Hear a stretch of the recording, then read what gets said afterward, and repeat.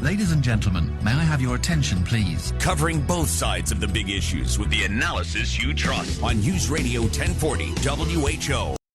More bad news about energy drinks when it comes to our kids and teens. And here to talk about drinks being linked to ADHD, anxiety, and depression, we have Dr. Francis Murphy joining us on the Davidson Family Dentistry Newsmaker line. Welcome to the Max and Amy Show, Dr. Francis Murphy. How are you doing? Doing great. How are you? All right. So listen, here's the deal. There's apparently this study, right? The prevalence of ADHD has increased over the last 20 years. And what role does caffeine and sugar play in this? Well, I think it plays a smaller role than the data is kind of that's coming out right now. I think the bigger role is other studies show that the mothers who consumed artificial sweeteners and soft drinks that had aspartame in it, their kids had a higher degree, especially the boys, of ADHD. Oh my Really? goodness. Wow. Okay. That's fascinating because you know that there are a lot of women who will go ahead and choose to drink diet soda because they feel like it's better for their waistline. But in the end, it's the fake sugars that are really having the effect. Yeah, and the research shows that it doesn't make you thinner; it makes you heavier. But yeah, so like a diet soda doesn't really do exactly. If you're going to treat yourself to a soda, just go full bore on it. Go for the sugar. Well, the caffeine and sugar is particularly hard on kids, right? So they're developing brains and they have a lot of, phone time. So there's a lot of flashing lights and they get exhausted, right? They don't sleep well because of their, teenage activities, right?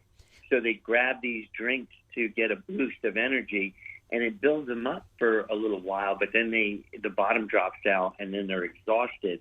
And it's a cycle that they keep returning to. Well, and Dr. Francis, I will tell you that when I was growing up, like soda, especially caffeinated soda, was a treat that we only had like on a Sunday if we had pizza or something like that. But being a mother of two daughters, one in college, one in high school, I will tell you that the trend for caffeinated beverages, whether it is to treat yourself to a drink like at a Starbucks or a Caribou or something like that for my college-age student, is huge. And then my high school-age student, there are places that serve energy drinks. It is a social event, and it is a trend.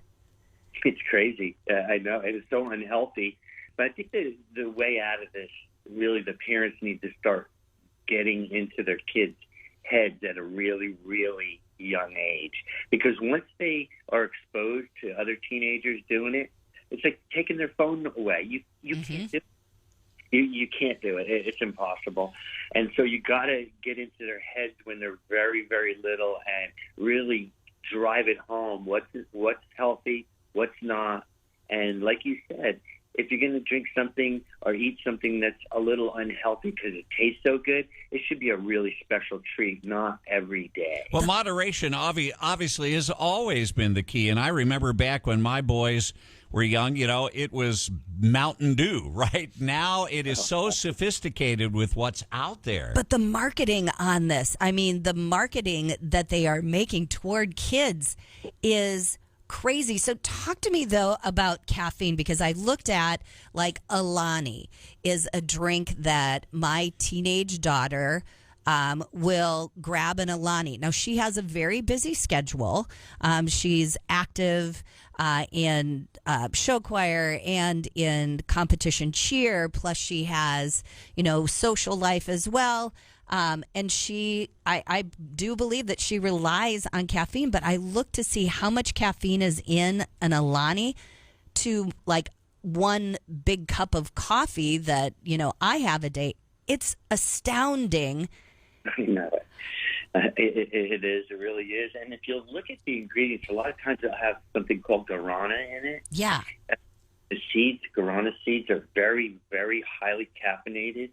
And they can send some kids to the emergency room. They get so jacked up. Wow. Okay. And so, is there? For your kid who does use caffeine, is there a safe amount of caffeine that you can have your teens have that isn't going to have a long-term effect on them?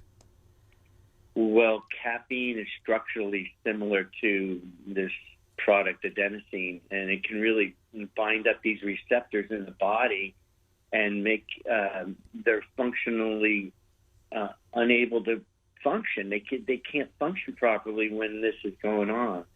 So, ask your question again. I'm sorry. Oh, is there a safe amount of caffeine that is okay for teens to consume?